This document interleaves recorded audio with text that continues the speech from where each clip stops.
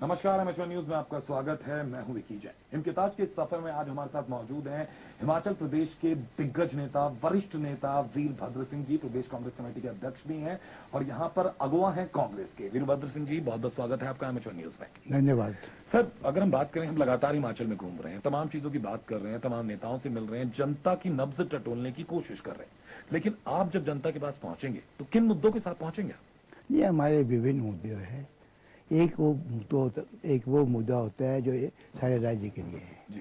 मगर हिमाचल प्रदेश एक बिखरा हुआ राज्य है, पहाड़ी राज्य है।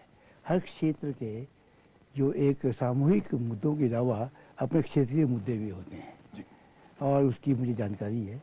और जब हम राज्य के मुद्दों को उठाते हैं, उसके साथ साथ जो क्षेत्रीय मुद्दे हैं या उस गांव से संबंधित मुद्दे हैं या उस जिले से संबंधित मुद्दे हैं, उस पर भी चर्चा करते हैं। बिल्कुल राजा साहब, देखें लगातार जिस तरह से लोग आपको मानते हैं, तो जनता ये चाहती है कि आप कुछ ऐसी चीजें करें, ऐसी चीजें कहें ताकि उन्हें जनता आप पर विश्वास कर सके। क्योंकि दूसरी तरफ जो सत्ता में सरकार है, बीजेपी की सरकार है, वो कहती है उन्होंने विकास किया, उन्होंने तमाम जो सुविधाएं थी, चाहे स्वास्थ्य की थी, शिक्षा की, वो दी। तो इस पर आप क्या कहना चाहेंगे? देखिए, जो भाजपा कहती है उसके जनता के मन में कोई प्रभाव नहीं है।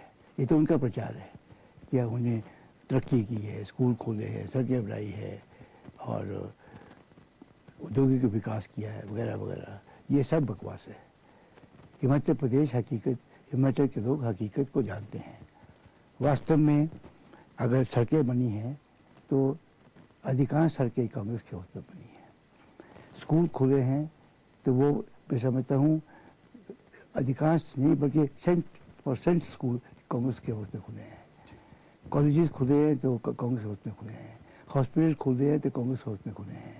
गांव गांव में बिजली पहुंची है तो कांग्रेस वक्त में पहुंची है। और नल के द्वारा पीने के पानी का प्रावधान हुआ है, कांग्रेस वक्त में हुआ है। सिंचाई की व्यवस्था हुई है तो कांग्रेस के वक्त में हुआ है। तो इस बात को जानते हैं। आज तो हालत ये है, खस्ता हालत ये है कि जो सड़कें हैं उनका रख रखाव नहीं है। लोग ये कहते हैं कि हमारी सड़कों में गड्ढे नहीं है, बल्कि अब ये कहते हैं कि गड्ढों में हमारी सड़क है। और इस तरह से स्कूल है तो मास्टर नहीं है, प्राइमरी स्कूल है तो उसमें टीचर नहीं है और टीचर ही नहीं है। 8,800 से ज़्यादा प्राइमरी स्कूल सरकार ने बंद कर दिए हैं नए खोलने के बजाय।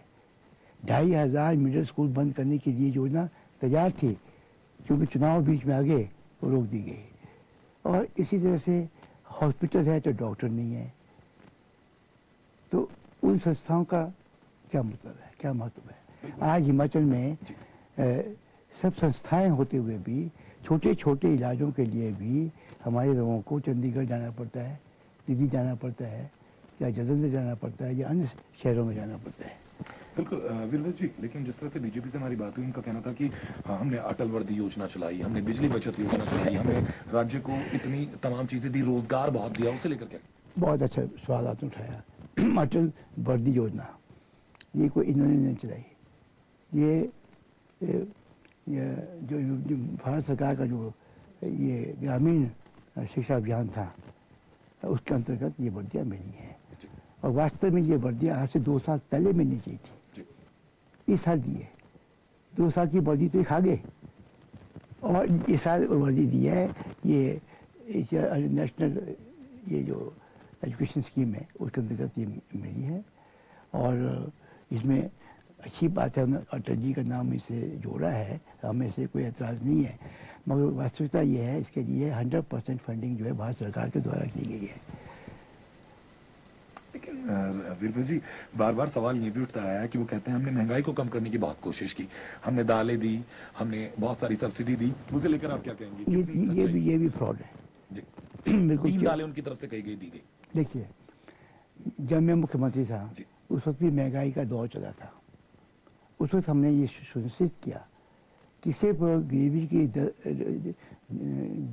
की दर के नीचे के लोग ही नहीं, जो भी आम राशन कार्ड होल्डर है उसको उनको पर्याप्त मात्रा में चावल मिलेगा, आटा मिलेगा, 3 किस्म की दालें मिलेगी और 2 किस्म का तेल, एक कच्ची घनी का तेल और एक रिफाइंड ऑयल मिलेगा। और उसके अलावा जो है 1 पैकेट ऑफ 1 kg ऑफ ये आयोडाइज नमक मिलेगा।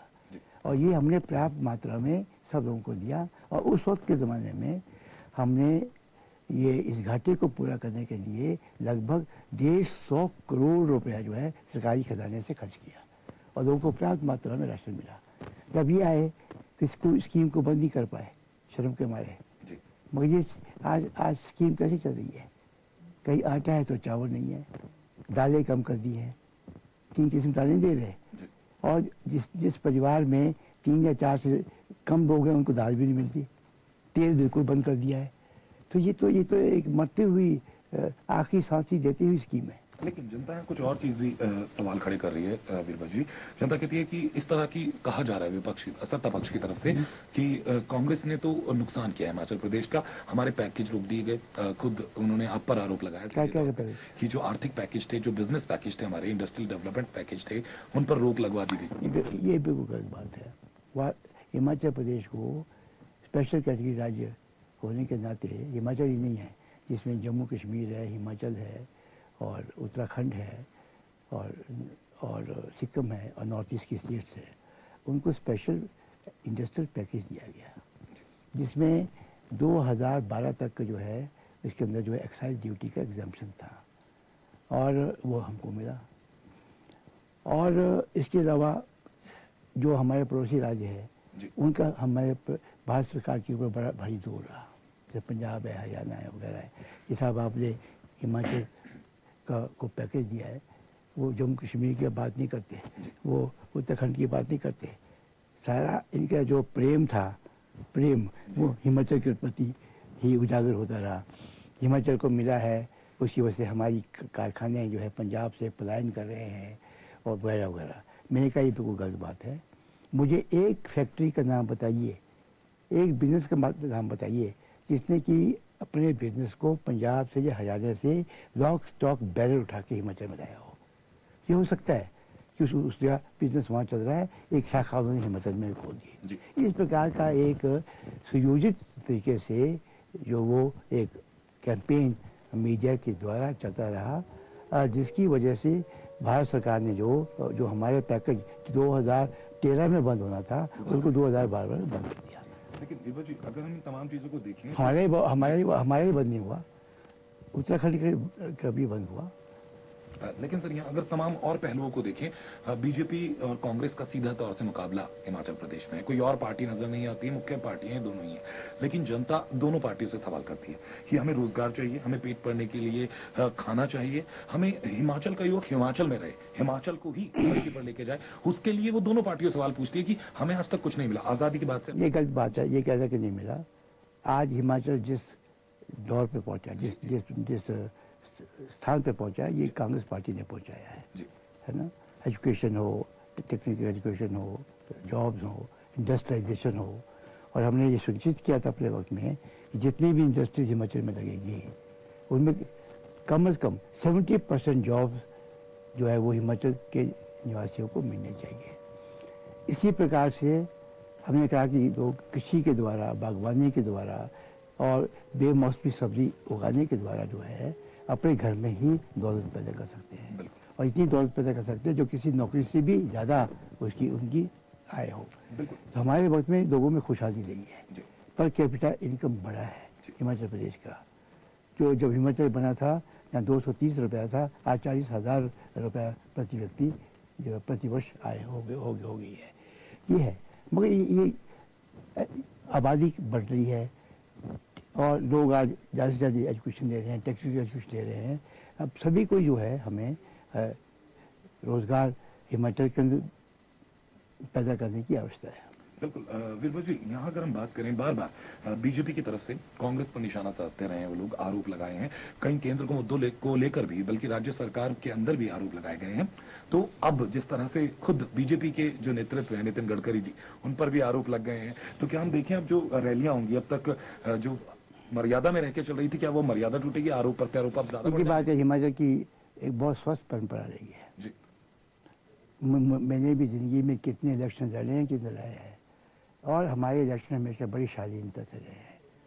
ये जो बाहर का कल्चर है, गाली गलौज, झूठे आरोप और मनगढ़ंत कहानियाँ, ये तो हमको बाहर से इंपोर्ट हुई है ये कल्चर हिमाचल प्रदेश के अंदर, और इसको हिमाचल में लाने का श्रेय जाता है भारतीय जनता पार्टी को।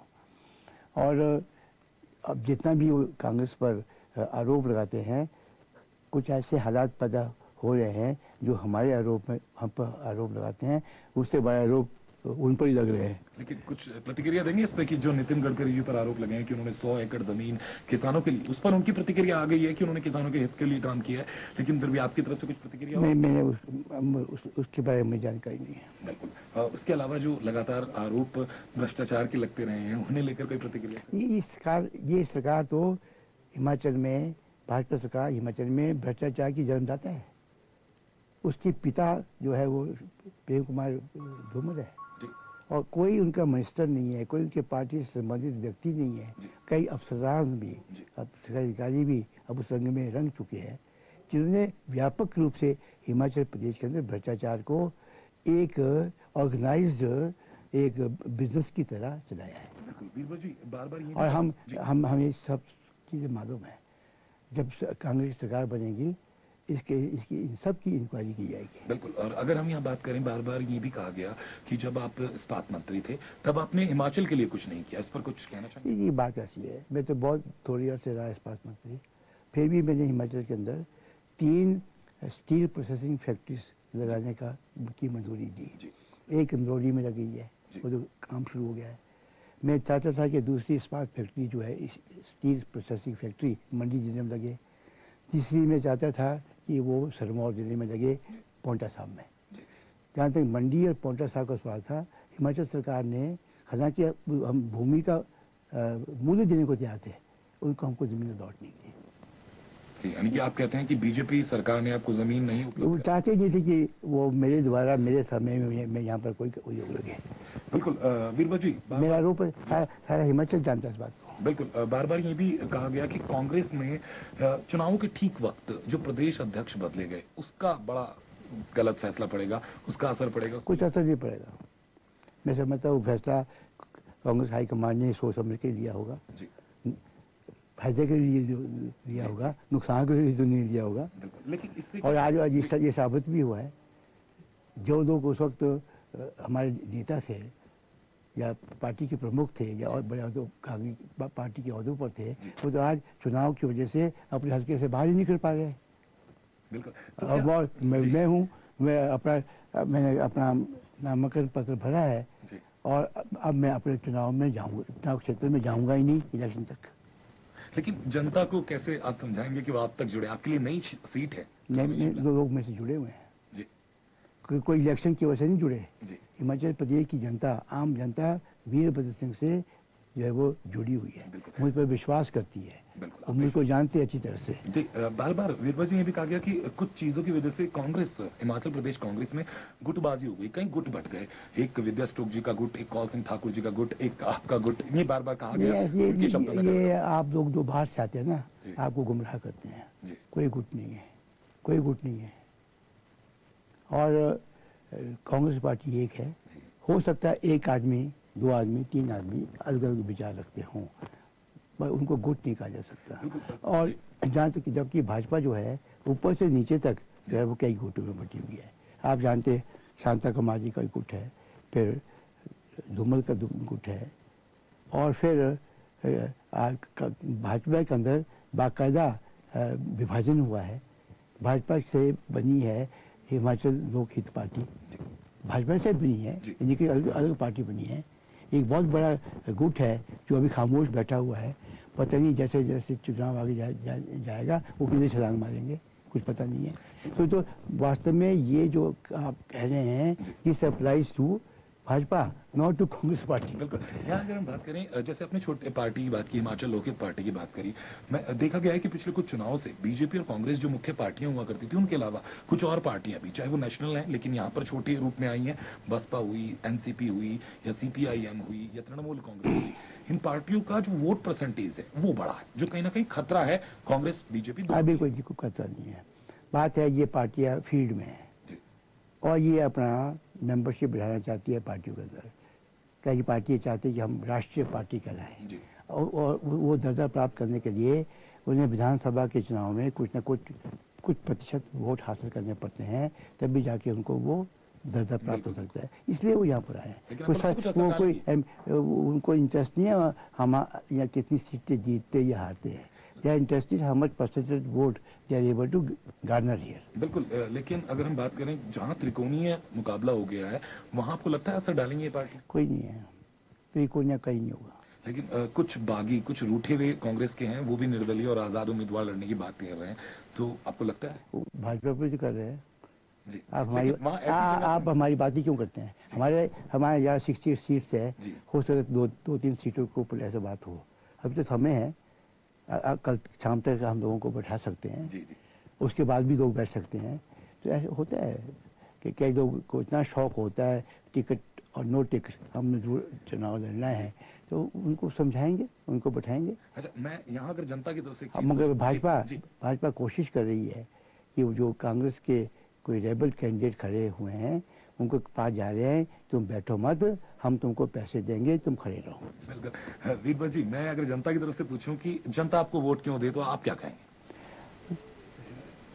जनता इसलिए मुझे वोट देती रही है और देगी क्योंकि मैं उनके सामने एक जाना पहचाना चेहरा हूँ। उनका उन पर संपूर्ण विश्वास रहा है। हर संघर्ष में, हर मौके पर मैं खरा उतरा हूँ। मैंने उनके सुख दुख में हमेशा साथ दिया है। हिमाचल का विकास किया है। हिमाचल को शून्य से लेकर आज जिस जगह पर बैठाया है, उसमें मेरा बहुत बड़ा योगदान रहा है। बिल्कुल। एक आखिरी सवाल मैं अगर यहाँ कहूँ, जनता आप पर विश्वास करती है, आपने उनका काम किया है, आप ये कहते हैं, लेकिन जनता बार बार यही पूछती है, कुछ वादे आपके पास हैं जो अगर आप चुनाव जीतते हैं, अगर ऐसी स्थिति होती है, वो तो 4 नवंबर को फैसला होगा, जब वो भी जनता ही करेगी। तो हमारा चुनाव घोषणा पत्र का जारी हो रहा है जी, हो जाएगा विस्तृत रूप से। जो सिंगल लाइनर जनता के लिए कुछ सिंगल लाइनर ये है, हिमाचली के लोगों, हमें आपके ऊपर गर्व है। बहुत बहुत शुक्रिया। और हिमाचल के लोग ने हमेशा राष्ट्र और राज्य को के हितों को ध्यान में देकर वोट दिया है, ना किसी निजी फायदे के लिए।